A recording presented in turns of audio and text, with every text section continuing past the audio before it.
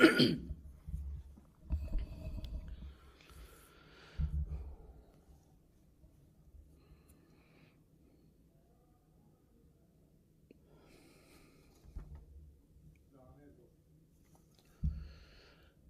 నమస్కారం అండి. గత 5 సంవత్సరాల వైసీపీ పాలనలో ప్రతి వ్యవస్థని అధ్వానం చేశారు. సో అలాగే వ్యవస్థలనే కాదు, రెగ్యులేటరీ కమిషన్లు అంటే రాజకీయాలతో సంబంధం లేకుండా నడవాల్సిన రెగ్యులేటరీ కమిషన్లు కూడా చాలా అధ్వానమైన స్టేజ్కి వచ్చాయి. ప్రస్తుతం నడుస్తున్న ఆంధ్రప్రదేశ్ ఆహార కమిషన్, ఏపీ ఫుడ్ కమిషన్ అంటారు. సో ఇది ఫస్ట్ కమిషన్ 2017లో టీడీపీ గవర్నమెంట్లో ఉండగా వేయడం జరిగింది. 2022లో వైసీపీ గవర్నమెంటు కొత్తగా సభ్యుల్ని, చైర్మన్ని నియమించడం జరిగింది. సో ఈ ఆహార కమిషను అంగన్వాడీలు, మిడ్ డే మీల్స్, ఇంకా దాని ప్రధానంగా సివిల్ సప్లైస్ మొత్తం, హాస్టల్స్, ఎక్కడైతే ఆహారం అనేది ఉంటుందో, కుక్కుడు మిల్స్ కాకుండా మిగతా ఆహారం ఎక్కడ ఉంటుందో ఆ మొత్తాన్ని ఈ ఫుడ్ కమిషన్ చూసుకుంటుంది. సో ఈ ఫుడ్ కమిషన్కి ఒక చైర్మను, 5 మంది సభ్యులు ఉంటారు. గత 5 సంవత్సరాల్లో ఈ ఫుడ్ కమిషన్ ఎంత అధ్వాన స్థితికి చేరిందంటే, పర్టికులర్లీ 2022లో వేసిన కొత్త కమిషన్ దగ్గర నుంచి గత 2.5 సంవత్సరంలో ఈ ఫుడ్ కమిషన్ యొక్క చైర్మన్ కావచ్చు, లేదంటే సభ్యులు కావచ్చు, వీళ్ళు ఏం చేశారో, ఈ 2.5 సంవత్సరాల్లో వీళ్ళ యొక్క మ్యాండేట్ ప్రకారం ఏమన్నా చేశారో లేదో అని ఒకసారి పరిశీలిస్తే చాలా విస్తుపోయే నిజాలు నేను బయటపడ్డాయి. ఈ ఫుడ్ కమిషన్లో గత 2.5 సంవత్సరాల నుంచి దాదాపు చైర్మన్ ఏప్రిల్లో వచ్చారు, 2022 ఏప్రిల్లో వచ్చారు, సభ్యులు 2022 సెప్టెంబర్లో వచ్చారు. ఈ 2.5 లేదా సభ్యులకి 2 ఇయర్స్లో వీళ్ళందరూ ప్రతిరోజు ఆఫీస్కి రావాలి. ఎవరన్నా ఉద్యోగం తర్వాత ఖచ్చితంగా మీకు ఒక టాస్క్ ఇచ్చిన తర్వాత ప్రతిరోజు ఆఫీస్కి రావాలి. కానీ వీళ్ళు రారు. మెయిన్గా ఏమంటే ఆఫీసులకు రారు. ఏం చేస్తారా ఈ ఆఫీస్కి రాకుండా అంటే వర్క్ ఫ్రమ్ హోమ్. ఇది వర్క్ ఫ్రమ్ హోమ్ అనబడే ఒక రాజకీయ ఫుడ్ కమిషన్ ఇది. సో ఈ వర్క్ ఫ్రమ్ హోమ్ అన్నట్టుగా ప్రతి నెలకు ఒకసారి లేదా మ్యాక్సిమం 2 సార్లు మాత్రమే ఆఫీసులకు వస్తారు. చైర్మన్ ఏమో రాజకీయ కార్యకలాపాలు బిజీగా ఉంటారు. రాజకీయ కార్యకలాపాలు కమిషన్, ఏ కమిషన్ అయినా సరే, మహిళా కమిషన్, ఫుడ్ కమిషన్, సమాచార కమిషన్, వీళ్ళెవ్వరు కూడా రాజకీయాల్లో ఉండకూడదు. కానీ ఈ పర్టికులర్ కమిషన్ చైర్మన్ మాత్రం రాజకీయాల్లో మునిగి తేలుతుంటారు. ఆయన 2024 ఎన్నికల్లో వైసీపీకి అనుకూలంగా బ్రహ్మాండంగా ప్రచారం చేశారు. ఇంకా మొత్తం చెప్పిన తర్వాత నేను ఫోటోలు చూపిస్తాను అని. సో ఇంకొక సభ్యుడు కాంతారావు అని వైజాగ్లో ఉన్నాడు. ఆయన మీద ఎన్ని కేసులు ఉన్నాయో, విశాఖపట్నంలో స్టూడెంట్ లీడర్గా ఆయన చాలా కేసులు ఉన్నాయి ఆయన మీద. ఆయన ఎట్లా సెలెక్ట్ చేశారో అర్థం కాదు. ఇంకో సభ్యుడు జక్కంపూడి కిరణ్ అంట, ఆయన మీద కూడా కేసులు ఉన్నాయి. వీళ్ళెవరూ ఆఫీసు కారండి. ఇంకొక ఆయన హైదరాబాద్లో ఉంటారు, ఏదో లక్ష్మారెడ్డి, ఆయన కూడా ఆఫీస్కి రారు.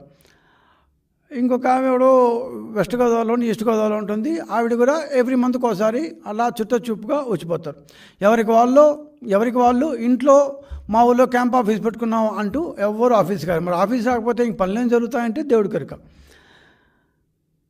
అప్పుడప్పుడు అలా ఫీల్డ్ విజిట్ కూడా వెళ్ళిన మాట వాస్తవమే, కానీ ఆఫీసులకు మాత్రం రారు. సో ఒక్కరు కూడా విజయవాడలో కానీ, గుంటూరులో కానీ, అమరావతిలో కానీ, ఈ చుట్టుపక్కల ప్రాంతాల్లో ఎక్కడైతే వీళ్ళ ఆఫీస్, కానూరులో విజయవాడలో ఆఫీస్ ఉందో, ఎవ్వరూ విజయవాడలో నివాసం ఉండటమే లేదు. ఒక్క చైర్మన్ మాత్రం ఇల్లు తీసుకున్నాడు. కానీ ఆయన ఎవ్రీ మంత్ 2 టైమ్స్ వస్తారు. మిగిలిన సభ్యులు ఎవరు అందరూ బాగా హెచ్ఆర్ఏలంతా తీసుకుంటారు, కానీ ఎవ్వరు కూడా ఇక్కడ నివాసం ఉండరు.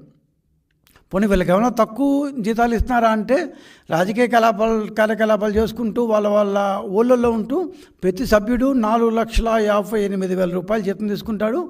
చైర్మన్ 5,35,000 రూపాయలు జీతం తీసుకుంటారు. 2.5 సంవత్సరాల్లో పోనీ సరే ఏం చేశారయ్యా 2 సంవత్సరాలు అంటే, ఈ 2.5 సంవత్సరాల్లో ఫుడ్ కమిషన్, ఆంధ్రప్రదేశ్ రాష్ట్ర ఫుడ్ కమిషన్ ఒక్కటి మచ్చుకి కనీసం ఒక్క కేసు కూడా పెట్టలేదు.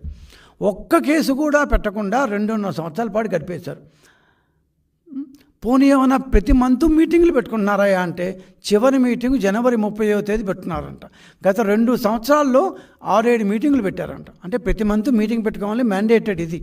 సో 6 మీటింగ్లే పెట్టారు. లాస్ట్ మీటింగ్ పెట్టి దాదాపు 7-8 మంత్స్ అయింది. ఏం చేస్తున్నారో వీళ్ళు, ఏం పీకుతున్నారో, అసలు గవర్నమెంట్ వీళ్ళకి ఎందుకు జీతాలు ఇచ్చిందో ఇన్ని సంవత్సరాల పాటు అర్థమే కాదు.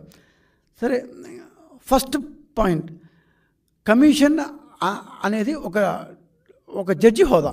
అంటే ఏమన్నా వాళ్ళ దగ్గరికి సమస్యలు వస్తే, లేకపోతే సుమోటోగానే వీళ్ళే చూసి కేసులు బుక్ చేసి వాళ్ళ దగ్గరకు వచ్చిన సమస్యలను 2 లాయర్లు పెట్టి వాదించి దానిలో ఏమైనా తప్పులు చూసి వీళ్ళు న్యాయం చెప్పాలి, ఆ మేరకు తీర్పు ఇవ్వాలి. అసలు కేసులే పెట్టలేదు అంటే వీళ్ళు జడ్జితో సమానం, హైకోర్టు జడ్జి ఈక్వలెంట్ పోస్ట్ వీళ్ళకు this is a quasi judicial position అంటారు. అట్లాంటి చైర్మను రాజకీయ కార్యకలాపాల్లో భాగంగా 2024 ఎన్నికల్లో కడప జిల్లాలో, ఆయన సొంత జిల్లాది కడప జిల్లాలో వైసీపీకి ఎన్నికల ప్రచారం చేశాడు. రాజకీయాలు చేయకూడదు, ఈ రాజకీయాలు చేయకూడదు అనే దాంట్లో అసలు ఇంకా ఉపేక్షించే ఇదే లేదు. ఎందుకు లేదంటే జస్ట్ ఒక 10 days బ్యాకే మన పక్క ఉన్న తెలంగాణలో విద్యుత్ కొనుగోళ్లపై ఏదో కేసీఆర్ మీద ఏదో కేసు పెడితే ఇప్పుడున్న కాంగ్రెస్ గవర్నమెంటు ఆ కమిషన్, విద్యుత్ రెగ్యులేటరీ కమిషన్ అనుకుంటాను, ఆ కమిషను యొక్క చైర్మను ఒక ప్రెస్ కాన్ఫరెన్స్ పెట్టి ఆయన ఏదో ఆయన చెప్పాల్సింది చెప్పాడు. సుప్రీంకోర్టు వెంటనే పక్క రోజే ఆయన ఎలా ప్రెస్ కాన్ఫరెన్స్ పెడతారు, 2 గంటల లోపల ఆయన్ని తీసేయండి, కొత్త చైర్మన్ వేయండి అంటూ రాష్ట్ర ప్రభుత్వానికి ఆదేశాలు ఇచ్చింది. So a person who is a chairman of the commission should not involve in any of the political activities whatsoever. ఆయన దగ్గరకు వచ్చిన దాన్ని బట్టి ఆయన తీర్పు చెప్పాలి, లేకపోతే ఆయన సుమోటోగా కేసు పెడితే ఆయన తీర్పు చెప్పాలి. సో అట్లా ప్రెస్ కాన్ఫరెన్స్ పెట్టుకోండి. ఇక్కడ ప్రెస్ కాన్ఫరెన్స్ కాదు, హ్యాపీగా వైసీపీ తరఫున ఎన్నికల ప్రచారం చేశాడు ఆయన హ్యాపీగా. సో కమిషను సభ్యులు చేశారు. నా దగ్గరైతే ఇప్పుడు ఆ ఫోటో రాలేదు, కానీ చైర్మన్, ఆంధ్రప్రదేశ్ రాష్ట్ర ఫుడ్ కమిషన్ చైర్మన్ ఎన్నికల ప్రచారంలో విజయ్ ప్రతాప్ రెడ్డి గారు ఎన్నికల ప్రచారంలో పాల్గొన్నట్టు పక్కాగా ఆధారాలు, వీడియోలు, ఫోటోలు అన్నీ బయటే ఉన్నాయి. ఆయన దాన్ని రహస్యంగా కూడా పెట్టుకోలేదు, ఎవరికన్నా దొరుకుతాయి కష్టపడితే. ఆయన 10ల సంఖ్యలో మా దగ్గర ఆ ఫోటోలు ఉన్నాయి. ఒక చైర్మన్గా ఉండి, ఒక కమిషన్ చైర్మన్గా ఉండి ఏ బేసిస్ మీద ఆయన రాజకీయ కార్యకలాపాలు పాల్గొంటారు? ఇది ఒక ఫోటో. బాగా మధ్యలో పొలమాలు వేసుకున్న వ్యక్తి, అటుపక్క ఇటుపక్క వైసీపీ కండువాలు కప్పుకొని కడప జిల్లాలోని బద్వేల్ దగ్గర నుంచి ఆ చుట్టుపక్కల కాన్స్టిట్యున్సీలో అంతా ఈయన బ్రహ్మాండంగా ప్రచారం చేశారు. ఒకవేళ అది చాలదంటే ఇంకో ఫోటో, చాలా ఫోటోలు మేము ఒక కాలేజ్ మార్చేసామన్నమాట. ఇవన్నీ ఫోటోలు చాలా ఉన్నాయి. ఒక కమిషన్ చైర్మన్గా ఉన్న వ్యక్తి, ఇన్ఫ్యాక్ట్ ఒక రకంగా చెప్పాలంటే మహిళా కమిషన్ చైర్మన్గా వాసిరెడ్డి పద్మ ఉండేవాళ్ళు. ఆవిడ ఇంకా చాలా నాకు రాజకీయాల్లోకి రావాలని చెప్పి ఎన్నికలకు ఒక 2-3 నెలల ముందు అనుకుంటాను మహిళా కమిషన్ చైర్మన్ పదవికి రిజైన్ చేసి మళ్ళీ బ్యాక్ రాజకీయాల్లోకి వచ్చారు. ఫెయిర్ ఎనఫ్, ఆవిడ ఇష్టము, దాన్ని రిజైన్ చేస్తారు. కానీ ఈ మహానుభావుడు మాత్రం చూడండి ఎంత బాగా వైసీపీ తరఫున ప్రచారం చేస్తున్నారు. ఒక చైర్మన్గా ఉండి, ఒక కమిషన్ చైర్మన్గా ఉండి ఇలా చేయొచ్చా? కనీసం ఆలోచించారా? ఇలాంటి వాళ్ళని మీరు వైసీపీ వాళ్ళు చూడండి, ఇట్లాంటి ఫోటోలుగా ఉంటే నేను చాలా ఇస్తా.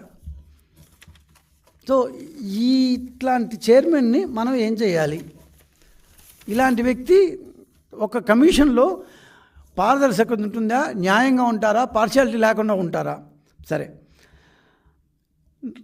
నెక్స్ట్, మనం జనరల్గా ఉద్యోగాల్లో చేరేటప్పుడు లేకపోతే ఏ నామినేషన్ పొజిషన్కి అయినా కూడా పోలీస్ వెరిఫికేషన్ అంటారు. సో అసలు ఇతను ఎవరు, ఇతని మీద ఏమైనా కేసులు ఉన్నాయా అని మామూలు నామినేటెడ్ పొజిషన్లో కూడా కేసులు ఉంటే ఉన్నట్టు. కమిషన్లో ఉన్న వాళ్ళకి ఒక సొసైటీలో అత్యున్నత స్థాయి, high standing in the society అంటారు, అట్లాంటి వాళ్ళని కమిషన్లో వేయాలి. లేదంటే బ్యూరోక్రాట్ని వేయాలి. లేదు అంటే ఆ యొక్క రంగంలో ఏమన్నా బ్రహ్మాండమైన ఇది చేస్తుంది. సో ఈయన సోషల్ సెక్టార్లో చాలా హై స్టాండింగ్ సొసైటీలో అంటూ ఈ సభ్యులను అందరూ వేశారు.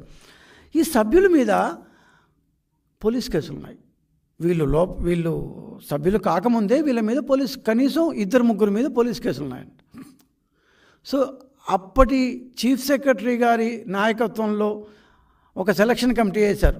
వాళ్ళు ఏ బేసిస్ మీద వీళ్ళని సెలెక్ట్ చేశారో ఐడియా లేదు, కానీ పోలీస్ కేసులు అమలాపురం నుంచి ఒక పోలీస్ కేసు, కృష్ణ కిరణ్ అనుకుంటాను ఇతని పేరు, Jakkampudi Krishna Kiran, okay yeah. So ఇతని మీద ఒక కేసులో ఉన్న వ్యక్తిని సెలక్షన్ కమిటీ, అప్పటి చీఫ్ సెక్రటరీ, అప్పటి లా సెక్రటరీ, అప్పటి సివిల్ సప్లైస్ సెక్రటరీ, వీళ్ళ ముగ్గురు కలిసి ఒక సెలక్షన్ కమిటీగా ఏర్పడి ఇంకో కేసు,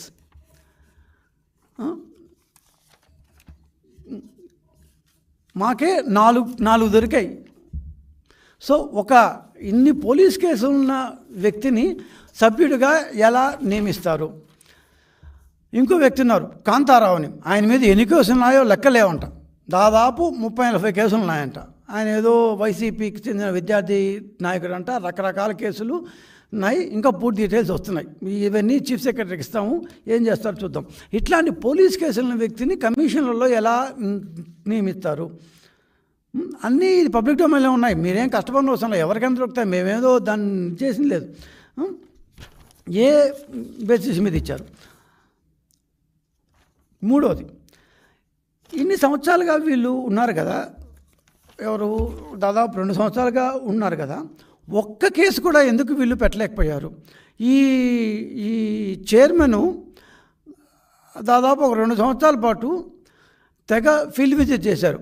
ఆయనతో పాటు ఒక వీడియో టీంను కూడా తీసుకుపోయేవాళ్ళు.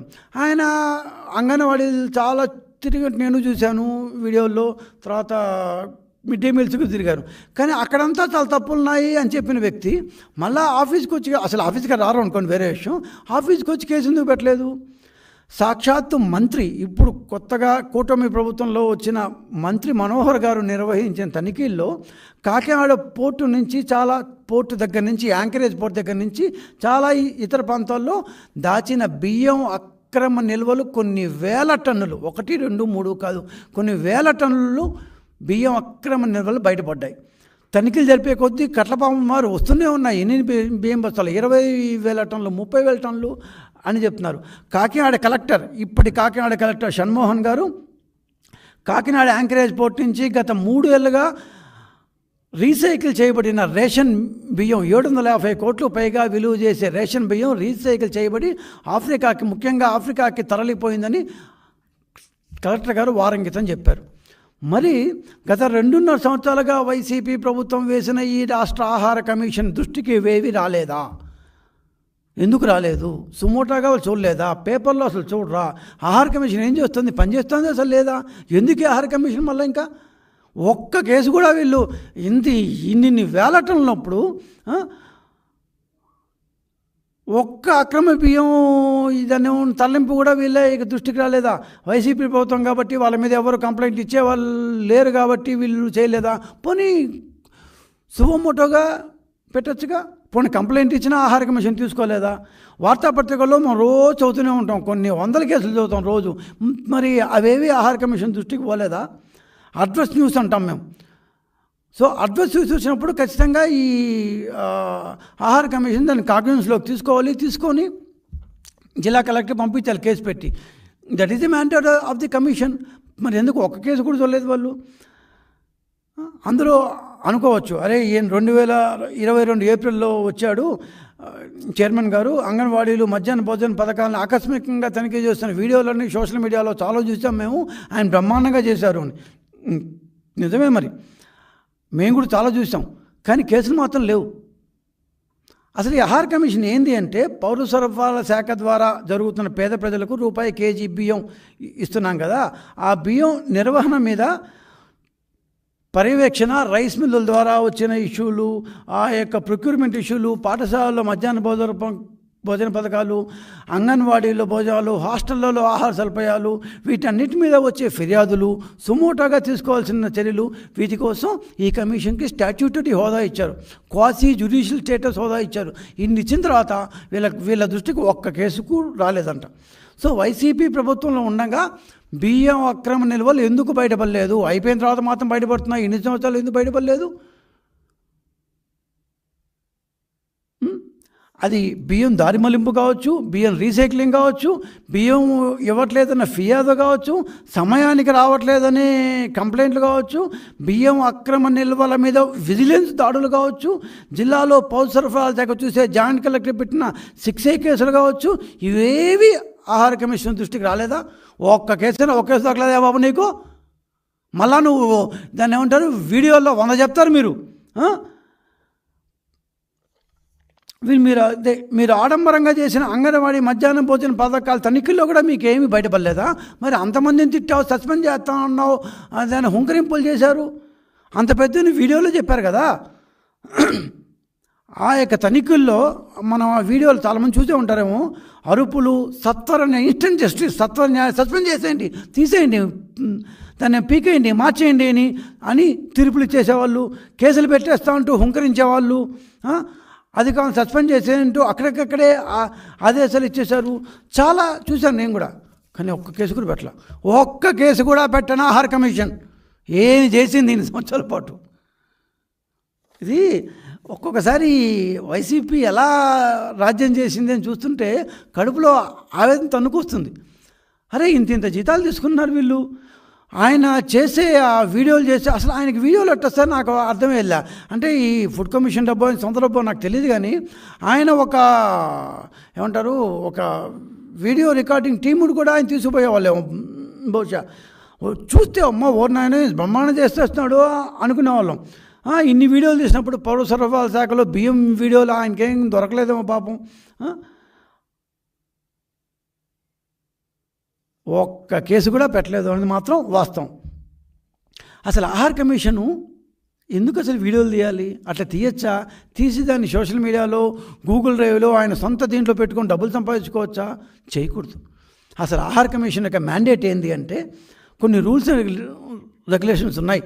వైసీపీ వాళ్ళు అన్నీ మార్చేసినట్టే వాళ్ళ దీన్ని కూడా మార్చేశారు. ఒక చైర్మన్, ఇందా చెప్పాడు, ఒక చైర్మన్ 5 మంది సభ్యులు ఉంటారు కదా. It's a quasi judicial commission, it's a collective responsibility. ఒక చైర్మన్ కాదు, అందరికీ సభ్యులు ప్లస్ చైర్మన్ కలెక్టివ్ రెస్పాన్సిబిలిటీ ఉంటుంది. ఆహార కమిషన్ ఒక కోర్టు లాంటిది, ఎవరి మీదైనా కేసు పెట్టచ్చు, పెట్టే అధికారం వాళ్ళకు ఉంది కూడా. ఈ దీనికి సంబంధించిన ఇప్పుడు నేను చెప్పినట్టు మిడ్ డే మీల్స్, మధ్యాహ్నం భోజన పథకం, అంగన్వాడీలు, పౌర సరఫరాలు, హాస్టళ్ళు, ఇట్లాంటి వాటి మీద సమన్లు ఇచ్చే అధికారం ఆహార కమిషన్కి ఉంది. కేసు పెట్టిన తర్వాత కమిషన్లోని 2 సభ్యులు కావచ్చు, చైర్మన్ కావచ్చు, ఎంక్వైరీ కోసం పంపాలి. వారు ఇచ్చిన నివేదిక బేస్డ్గా కమిషన్ కేసు ఫైల్ చేసి తాము ముద్దాయిలు అనుకున్న వారి మీద అభియోగాలు మోపుతూ సమన్ జారీ చేసి విచారణకు వాళ్ళని పిలవాలి. వాళ్ళ లాయర్ల ద్వారా వాళ్ళు సమాధానం ఇస్తారు. ఇరుపక్షాలు అంటే కమిషను, లాయరు, ముద్దాయిల తరఫు లాయరు కేసు వాదించాలి. ఆ వాదనలో ఆధారం చేసుకుని తీర్పు ఇవ్వాలి. ఫైన్ వేస్తే కమిషన్ వేసేయవచ్చు. ఒకవేళ క్రిమినల్ కేసు అయితే వీళ్ళు తీర్పు రాయొచ్చు, కానీ అమలు చేయడానికి దగ్గరున్న ఫుల్ టైం కోర్టు, అంటే దాని దగ్గరున్న మేజిస్ట్రేట్ కోర్టుకి పంపించాలి. లేకపోతే క్రైమ్ అనుకుంటే దానికి చెప్పి చేయాలి. సో ఇది కమిషన్ యొక్క విధి విధానం. ఇవేమీ లేకుండా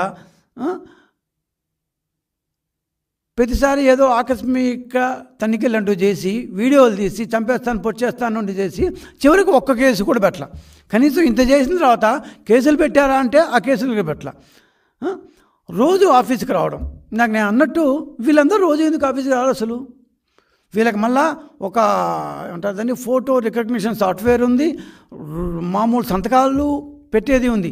ఈరోజు నేను ఖచ్చితంగా చెప్తున్నాను, నెలకు 2 సార్లు కూడా రాలేదు. ఆ వైజాగ్లో ఉన్న ఆయన అయితే ఆయన చేరి 2 సంవత్సరాలు అయింది, ఇప్పటిదాకా ఆఫీస్కి 3 సార్లు వచ్చాయంట. హైదరాబాద్లో ఉన్న ఆయన అసలు రానే రారు, ప్రతి నెల ఆ ఫీల్డ్ విజిట్ పోతూ ఇక్కడ ఒకసారి వచ్చిపోతారంట. ఏమంటే మేమందరం వర్క్ ఫ్రమ్ హోమ్ అంటారంట. ఈ ఫుడ్ కమిషన్లో వర్క్ ఫ్రమ్ హోమ్ ఏంటో వీళ్ళందరూ పోనీ వీళ్ళకి ఏమన్నా సేవ చేస్తున్నారా?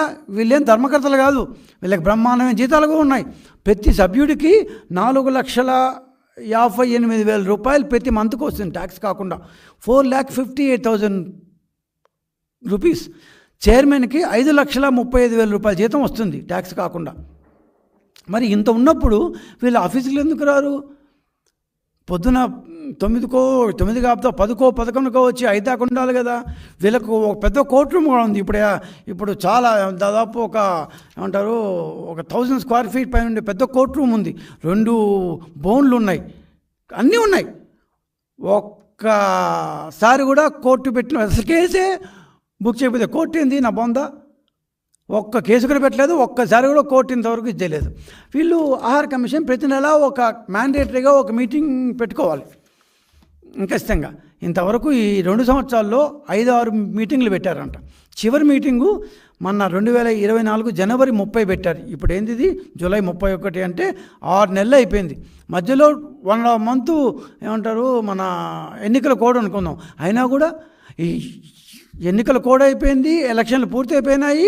ఎలక్షన్లు పూర్తి అయిపోయిన కొత్త గవర్నమెంట్ వచ్చింది, 2 సార్లు అసెంబ్లీ జరిగింది, బడ్జెట్ కూడా online vote on account budget పెట్టేశారు, మొత్తం అన్నీ జరిగిపోతున్నాయి.